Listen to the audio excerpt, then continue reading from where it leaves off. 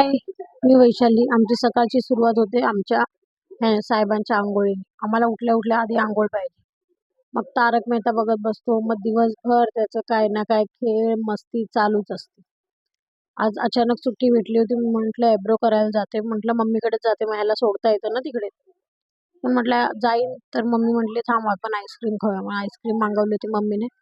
सगळे बसून गप्पा मारत मारत छानपैकी चाललो होतं. तिथेच खूप टाइम गेला. आयब्रो करायचं विसरूनच गेली. त्याच्यानंतर त्यांना म्हटले मला घरी सोडा. ते म्हटले नाही थांब इथेच, संध्याकाळी बाहेर जायचं तर इथूनच जाऊया.